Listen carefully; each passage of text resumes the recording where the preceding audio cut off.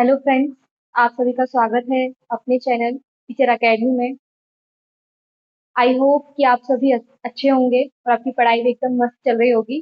तो आज का टॉपिक जो आज का सब्जेक्ट है हमारा वो साइंस है। और साइंस में हम आज पढ़ेंगे भोजन। भोजन क्या होता है, ये हमारे शरीर के लिए क्यों आवश्यक होता है। तो हम आज पढ़ने वाले हैं भोजन। फिर इसके बाद हम पढ़ेंगे भोजन के स्रोत।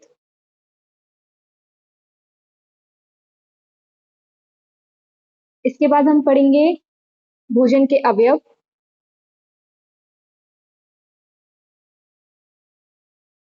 फिर इसके बाद हम डिस्कस करेंगे पोषक तत्व क्या होते हैं। आज की वीडियो जो है हम इन चार जो टॉपिक है इन पर हम डिस्कस करेंगे कि भोजन क्या होता है, हमारे शरीर के लिए क्यों आवश्यक होता है, भोजन के स्रोत यानी भोजन हमें कहाँ कहाँ से मिलते हैं, है ना। भोजन के अवयव क्या होते हैं, ये हमारे लिए क्यों आवश्यक होते हैं। पोषक तत्व में क्या क्या आ जाएगा, हमारा पोषक तत्व में आ जाएगा हमारा कार्बोहाइड्रेट,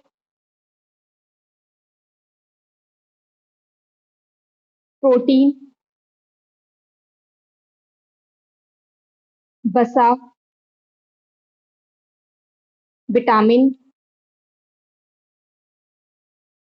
वसा विटामिन और एक हमारा खनिज लवण आ जाएगा।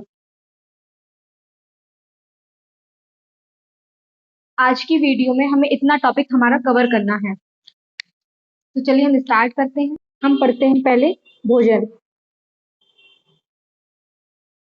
भोजन क्या है। भोजन क्या है, तो भोजन एक क्या है, पोषक पदार्थ है। भोजन क्या है, एक पोषक पदार्थ है। और क्या है, भोजन जो होता है, भोजन से हमारी क्या होती है, शारीरिक वृद्धि होती है, हमारे शरीर का विकास होता है। तो भोजन क्या हो जाएगा हमारा, शारीरिक वृद्धि व शारीरिक विकास।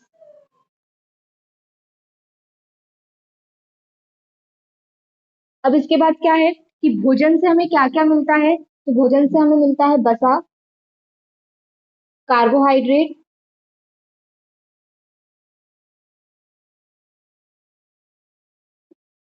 प्रोटीन, विटामिन और एक खनिज लवण।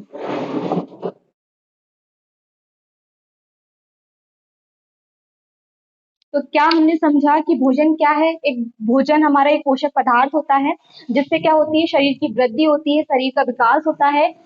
भोजन क्या होता है, भोजन से हमें क्या मिलता है, वसा मिलती है, कार्बोहाइड्रेट मिलते हैं, प्रोटीन, विटामिन, खनिज लवण, ये हमारा भोजन हुआ। भोजन से क्या होता है, हम डेली रूटीन में जितनी भी हमारी हम क्रियाएं करते हैं उन सबके लिए भोजन आवश्यक है। हमारे शरीर को स्वस्थ बनाए रखने के लिए भोजन आवश्यक है, हमें डेली मात्रा में भोजन लेने की आवश्यकता है। अब हम पढ़ेंगे कि भोजन के स्रोत क्या है, भोजन हमें कहाँ से मिलता है, किन किन चीजों से हमें अब भोजन के स्रोत, भोजन के स्रोत में क्या है, पौधे और जंतु उत्पाद जो होता है। क्या है, भोजन के स्रोत क्या क्या है। भोजन के स्रोत एक तो हमें पौधों से मिलता है और दूसरा हमारा क्या है, जंतु उत्पाद। ये दोनों ही हमारे स्रोत में बहुत ज्यादा महत्वपूर्ण भूमिका निभाते हैं। अब भोजन के स्रोत हमें कुछ फसली पौधों से मिलते हैं, जैसे कि कुछ फसली पौधों से मिलते हैं, जैसे कि हमारा अनाज हुआ, अनाज, दलहन हुआ, तिलहन हुआ। अनाज अनाज अनाज हुआ, दलहन हुआ, तिलहन हुआ।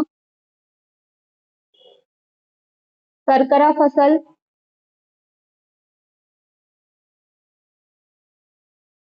बागवानी फसल,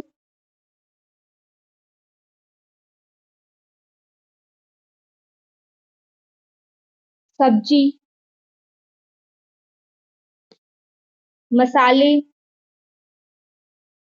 और हमारा फल।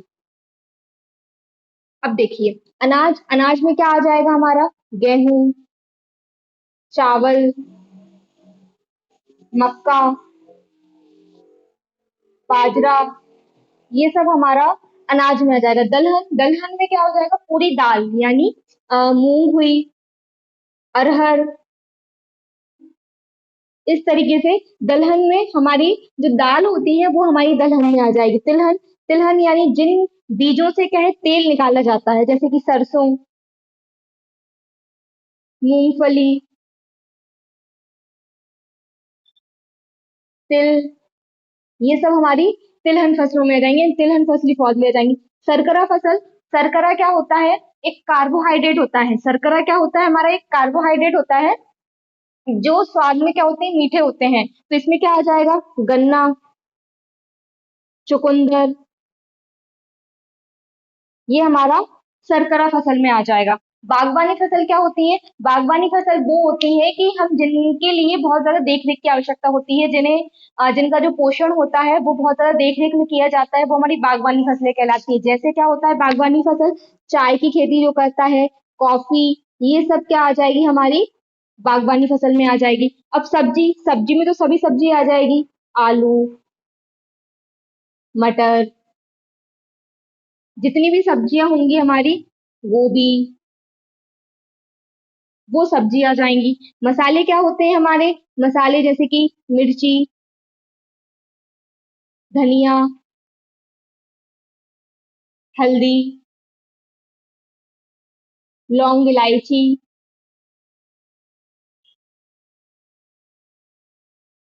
ये हमारे सब मसाले में आ जाएगा। फल, पूरे फल, जैसे कि आम हो जाएगा, पपीता, ये सब हमारा क्या हो जाएगा? फल में आ जाएगा। तो हमने क्या समझा कि भोजन के स्रोत क्या होते हैं? तो भोजन के स्रोत जो होते हैं क्या होते हैं? पौधों से और जंतु उत्पाद, ये दोनों ही हमारे भोजन के स्रोत में महत्वपूर्ण भूमिका निभाते हैं। जिसमें कुछ फसली पौधों से भी हमें क्या मिलता है? भोजन मिलता है, जैसे कि अनाज हुआ हमारा। अनाज क्या होते हैं? जिसमें अनाज में गेहूं आ जाएगा, चावल, बाजरा, ये सब हमारा क्या अनाज में आ जाएगा। दलहन, दलहन में पूरी दालें आ जाएंगी आपकी, अरहर हुई, मूंग हुई, उड़द हुई, तुअर हुई, ये सब हमारी दलहन में आ जाएगा। तिलहन मीन्स होता है किसी भी जो बीज होते हैं उनसे तेल निकालना, वो तिलहन कहलाएंगे। जैसे तिलहन में आ जाएगा सरसों, मूंगफली, तिल, ये सब हमारा तिलहन में आ जाएगा। फिर क्या है? शर्करा फसल। शर्करा जैसे कि आपको मैं बता चुकी हूँ कि शर्करा एक कार्बोहाइड्रेट होता है जिसका स्वाद जो होता है वो मीठा होता है, वो कार्बोहाइड्रेट, वो शर्करा फसल कहलाएगा। शर्करा फसल में कौन कौन आ जाएगा? गन्ना आ जाएगा, चुकंदर आ जाएगा। बागवानी फसल, जिनको बहुत देख रेख की आवश्यकता होती है ना, तो वो क्या हो जाएंगे? जैसे कि चाय, कॉफी। अब हमारी सब्जियां, जितनी भी सब्जियां होंगी वो हमारी सब्जी हमें भोजन के रूप में मिलती है। सब्जी के बाद हमारा आता है मसाले। मसाले में आपके सभी मिर्ची, धनिया, हल्दी, लौंग, इलायची, ये सब आपके मसाले में आ जाएगा। फल क्या होते हैं? जितने भी फल होंगे आम के, वो सब इसमें आ जाएंगे, फल में आ जाएंगे। आम, पपीता, है ना, ये सब आपके फलों में आ जाएंगे। अब हम बात करेंगे भोजन के अवयव क्या होते हैं, ये हमारे शरीर के लिए क्यों आवश्यक होते हैं, तो वह उस पर डिस्कस करते हैं। अब हम बात करेंगे भोजन के अवयव। भोजन के अवयव क्या होते हैं?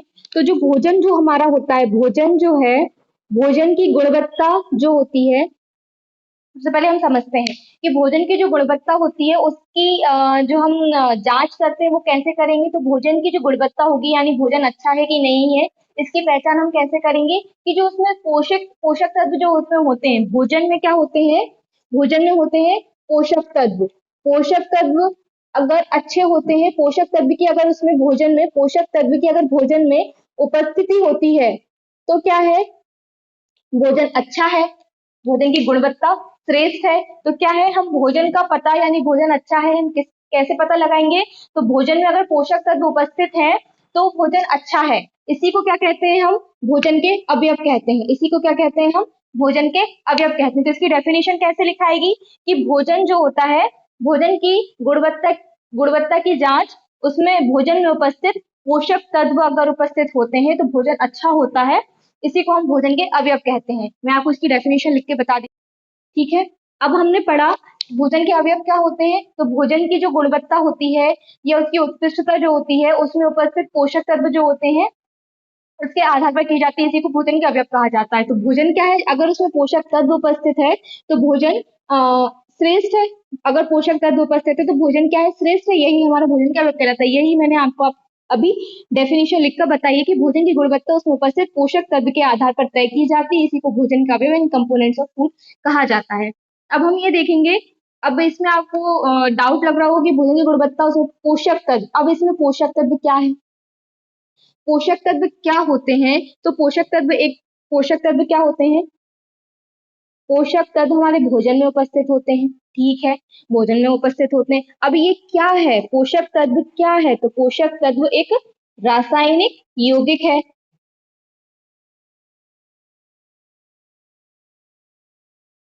क्या है? पोषक तत्व जो होगा वह हमारे भोजन में उपस्थित होगा। पोषक तत्व हमारे भोजन में उपस्थित होगा। भोजन में उपस्थित होगा तो यह क्या है? एक रासायनिक यौगिक है। रासायनिक यौगिक है जिससे हमारा शरीर क्या है? शरीर का स्वास्थ्य जो होता है बेहतर होता है, तो ये हमारे पोषक तत्व कहलाते हैं। हमने ये पढ़ा है पोषक तत्व क्या होता है, तो पोषक तत्व क्या होता है? भोजन में उपस्थित होता है। यह एक प्रकार का रासायनिक यौगिक है जो हमारे शरीर को जो है स्वास्थ्य बनाए रखने के लिए आवश्यक होता है। अब हम पढ़ेंगे कि भोजन में जो अवयव होते हैं वो मुख्य जो अवयव है वो कौन कौन। अब हम देखते हैं भोजन के मुख्य अवयव क्या क्या है। तो भोजन के मुख्य अवयव क्या क्या है? कार्बोहाइड्रेट हुआ हमारा,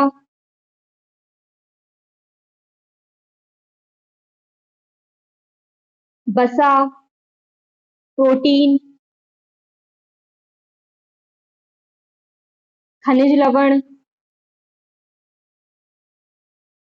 जल, रूपछांस।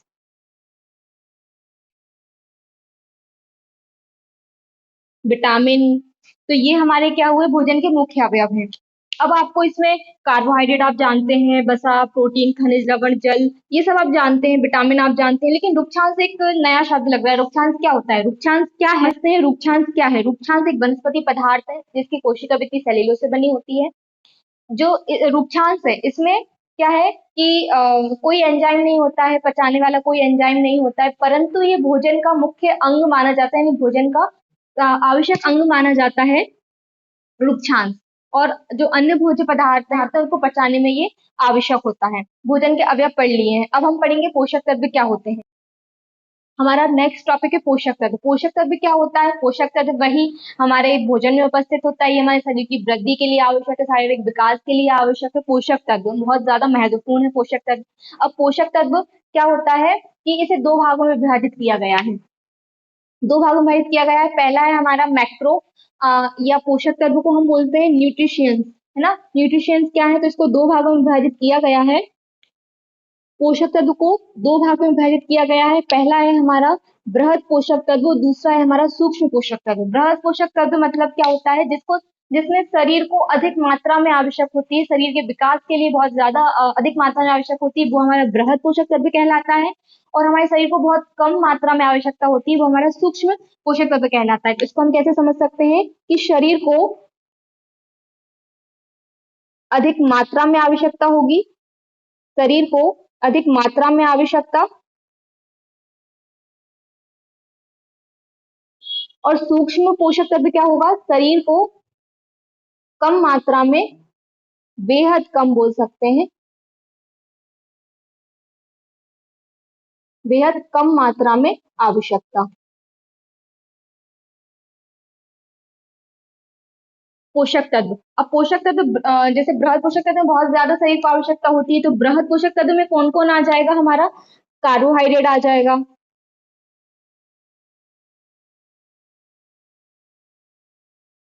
कार्बोहाइड्रेट, वसा, प्रोटीन, ये सब हमारा बृहद पोषक तत्व में आ जाएगा। और विटामिन और खनिज लवण ये हमारा सूक्ष्म पोषक तत्व में आ जाएगा। अब हम पढ़ेंगे कार्बोहाइड्रेट क्या है। कार्बोहाइड्रेट कार्बोहाइड्रेट के पूरी डिटेल में हम अब इस टॉपिक को समझेंगे। इस तरीके से ही हम वसा को समझेंगे, प्रोटीन को समझेंगे, विटामिन को, खनिज लवण को, सभी को हम अब डीपली पढ़ेंगे। तो हमारा पहला टॉपिक है कार्बोहाइड्रेट क्या है। अब हमारा टॉपिक है कार्बोहाइड्रेट। अब कार्बोहाइड्रेट क्या होता है? तो कार्बोहाइड्रेट क्या होता है? शरीर के लिए ऊर्जा का मुख्य स्रोत है। क्या है ये? ऊर्जा का मुख्य स्रोत है, ऊर्जा का मुख्य स्रोत है।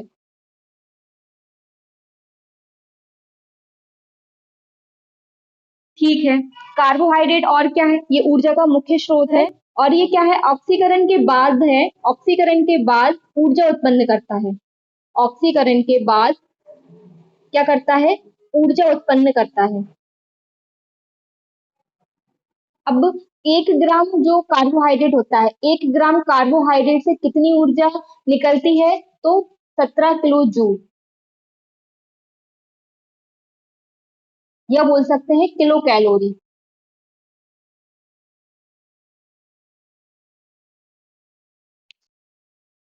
किलो कैलोरी होती है, ऊर्जा उत्पन्न होती है। अब जो कार्बोहाइड्रेट क्या है, हमारे भोजन से जो हमें ऊर्जा प्राप्त होती है उसमें से 60 से 80% ऊर्जा हमें कार्बोहाइड्रेट से प्राप्त होती है। जो हम भोजन ग्रहण करते हैं उससे जो हमें ऊर्जा जो मिलती है उसका 60 से 80% जो भाग होता है वो कार्बोहाइड्रेट से हमें मिलता है। अब कार्बोहाइड्रेट के स्रोत क्या है? कार्बोहाइड्रेट के स्रोत जैसे कि हमारा अनाज हुआ, केला हुआ, आम। अनाज में हमारा क्या आ जाएगा? गेहूं, मक्का, है ना। कार्बोहाइड्रेट में शहद, दूध, ये सब हमारा कार्बोहाइड्रेट में आ जाएगा। इसके बाद क्या है कि एक वयस्क व्यक्ति को, वयस्क व्यक्ति, यहाँ नहीं, यहाँ देखते हैं।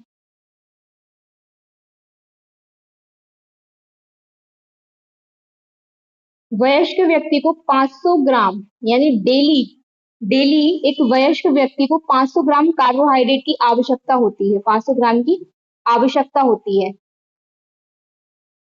जो खिलाड़ी होते हैं और वयस्क बच्चे जो होते हैं, यानी बढ़ते हुए जो बच्चे होते हैं, उन्हें इससे ज्यादा की आवश्यकता होती है। ये हमने समझा।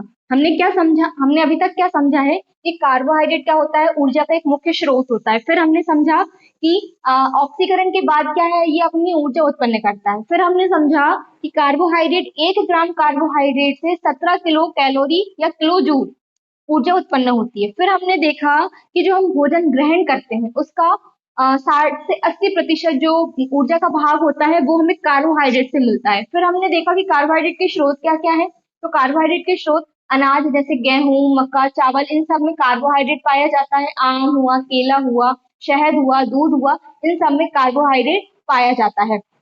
इसके बाद हमने देखा कि डेली रूटीन में एक वयस्क व्यक्ति को 500 ग्राम कार्बोहाइड्रेट की आवश्यकता होती है, और जो बढ़ते हुए बच्चे होते हैं, खिलाड़ी होते हैं, उसको और अधिक, यानी 500 ग्राम से भी अधिक कार्बोहाइड्रेट की आवश्यकता होती है। आई होप इतना आप लोगों को समझ आया होगा। कार्बोहाइड्रेट में ही हम एक पढ़ेंगे स्टार्च परीक्षण क्या होता है। स्टार्च परीक्षण, ये क्या होता है? स्टार्च परीक्षण मतलब कि जैसे कि कोई भी कार्बोहाइड्रेट पदार्थ है, कोई भी भोज्य पदार्थ है, उसमें कैसे पता लगाएं कि उसमें स्टार्च है, तो इसका परीक्षण किया। स्टार्च परीक्षण कैसे करते हैं? स्टार्च परीक्षण कैसे करेंगे, उसमें हम कैसे पता लगाएंगे कि उसमें स्टार्च है कि नहीं? तो जो भी खाद्य पदार्थ होता है हम उसमें क्या करेंगे, तनु आयोडीन का जो विलयन होगा वो हम 2 से 3 गुण डालेंगे। स्टार्च परीक्षण क्या होगा कि जैसे कि कोई भी भोज्य पदार्थ लिया हमने, उसमें हमने क्या किया, 2 से 3 गुण तनु आयोडीन विलयन की हमने उस पर डाली। अगर वो जो पदार्थ है वो नीले से अगर काला हो जाता है तो हम मानेंगे कि उसमें स्टार्च उपस्थित है। जैसे कि फॉर एग्जाम्पल अगर हम आलू लेते हैं, आलू लिया, ये मान लो आलू है, आलू है, इस पर हमने क्या किया, 2 से 3 गुण तनु आयोडीन की, तनु आयोडीन विलयन की डाल दी। 2 से 3 गुण हमने क्या किया, तनु आयोडीन विलयन की डाल दी। अगर ये विलयन, सॉरी, अगर ये भोज्य पदार्थ जो है नीले से काला हो जाता है,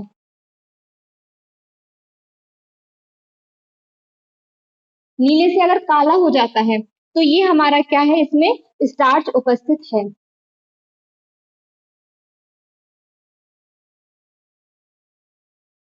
हमने क्या समझा, स्टार्च परीक्षण क्या होता है? जैसे कोई भी भोज्य पदार्थ लेते हैं उसमें हम 2 से 3 गुण तनु आयोडीन विलयन की डालेंगे। अगर वो पदार्थ नीले से काला हो जाता है तो उसमें स्टार्च उपस्थित होता है।